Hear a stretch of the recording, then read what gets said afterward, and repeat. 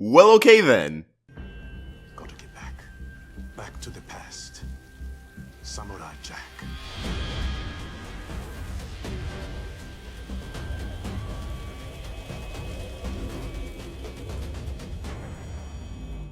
But before we get into the review, it's time for a sponsored message! Let me ask you something. Do you like stickers, cards, or even toys? And now let me ask you this. Do you like free stuff? The answer to all of these things better be yes, because you can have all that and more with Quid! Quid is an awesome new app available on iOS and Android where you can collect stickers, cards, and 3D toys all for free. But what kind of stickers and toys? Well, hallucination in my head, I'm glad you asked. Quid features properties such as Rick and Morty, another Adult Swim hit, Family Guy, Funko, TMNT, Power Rangers, Arrested Development, and more. You like using emojis? I like using emojis. And what's better than emojis? Stickers. On Quid, you can use stickers to text your friends. Look at this Rick and Morty sticker. Look at this Rick and Morty sticker. Look at this Family Guy sticker. There's too many Family Guy videos on YouTube getting a lot of views within a few hours. Who is watching these? It's a conspiracy. Hashtag FamilyGate. Some of the stickers, cards, and toys are super rare and hard to get by, so good luck with that. You can trade cards and stickers with other people. If you want to succeed, communication is key. Did that rhyme? I think that rhymed. What's really exciting is that there's new stickers, cards, and figures that are released every single day. And guys, Steven Universe cards and stickers are coming! Links to Quid in the description.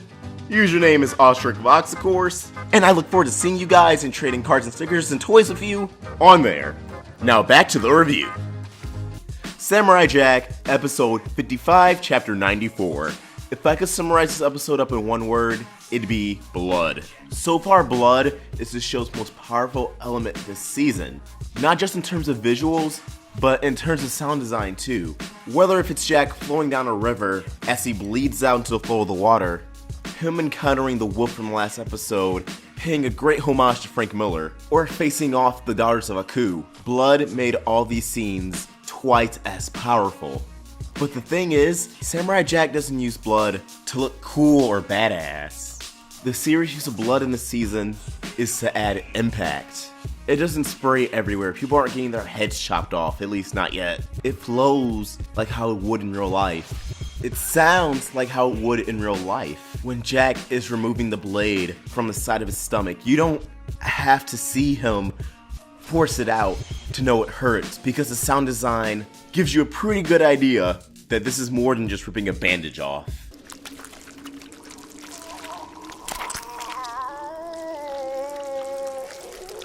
It's gross. It's unsettling. It's not something you're looking forward to, but at the same time, you just can't look away from it.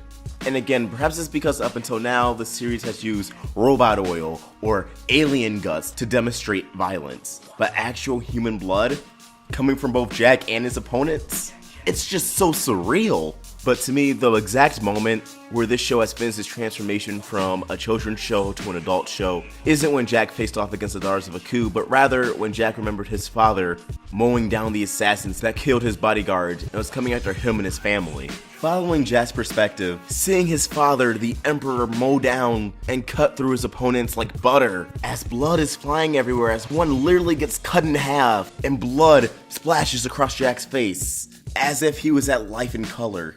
That's when it hit me. This really is a much more mature show now. Everything up until that point was just glimpses and teases, being spoon-fed increments of what this series could truly be. And despite being such a short-lived scene, the action being very blink and you missed it, it was as traumatizing and life-changing for us as it was for Jack. Especially since how much of a pedestal the Emperor was put on up until now. That's not to say he's being portrayed in an antagonistic light, as he literally goes on to tell Jack when the flashback continues. The decisions you make and the actions that follow reflect who you truly are. Words that Jack echoes onto the assassins before their final confrontation transpires. These words and their presence carry on not just through the rest of the episodes, but will for the rest of the series. It portrays both the Emperor and Jack in a new light. They've changed, yet at the same time, they're still the same. Their intentions are still pure, but now we know both will go the extra mile and do what was previously unthinkable in order to survive, but it's not wrong, because when it boils down to it, it's one or the other. You have to fight to survive. Jack's confrontation with his old self, who's now this time a lot more monstrous and demonic looking, as Jack comes to terms with the fact that he did just take his first human life, his first actual confirmed human kill. And for it to be a teenage girl, that's hard for him to deal with. I'm really loving the detail and unique variation art they're doing this season. I love how the more out of touch Jack feels from himself, the more distinctive he becomes from his past self. It's all really well done.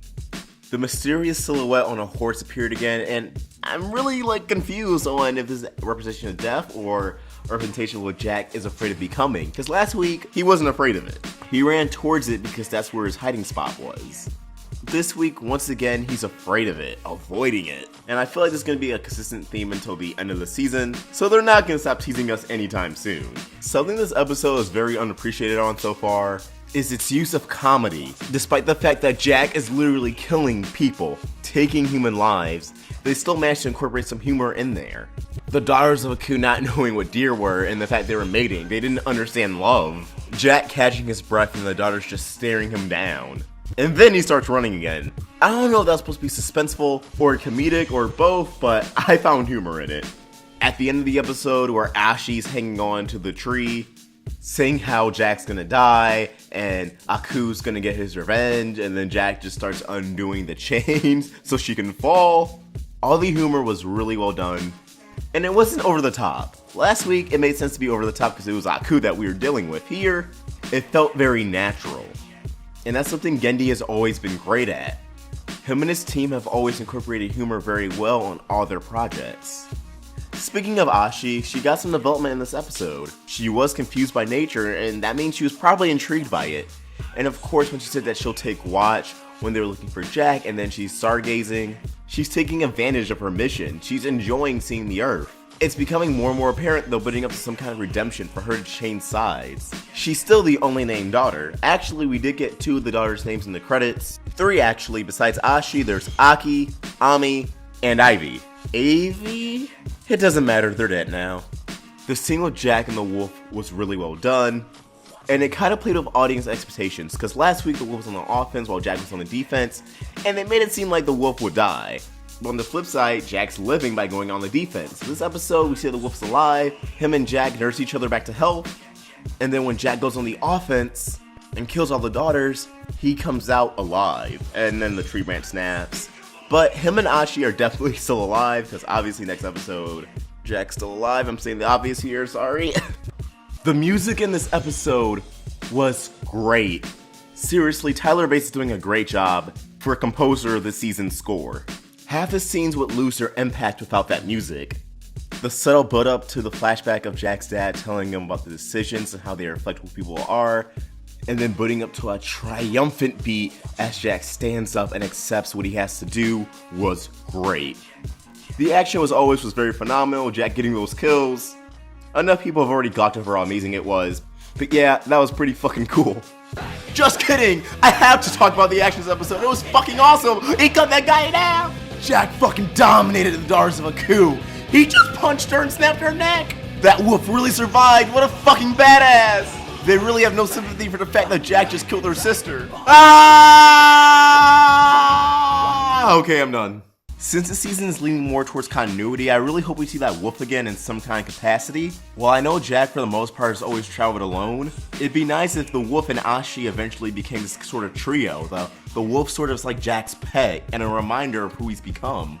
And with Ashi they can develop this father-daughter role. Jack can show Ashi the way of the world, all these things she's never seen before, because she is intrigued by the stars and the animals. That was her defining character trait in the first episode, her curiosity towards the world and having that stripped away from her. She can not only serve as some sort of daughter role to Jack, but sort of like an apprentice, because by the end of the season, Jack will have had his final confrontation with Aku, and he may not make it out of live, so why not have a successor? But as always, these are just my thoughts, and I want to hear yours, so please comment down below. What did you think of this episode? Did you enjoy as much as I did? And what do you think is going to happen with Jack and Ashi? As always, comment down below, let me know.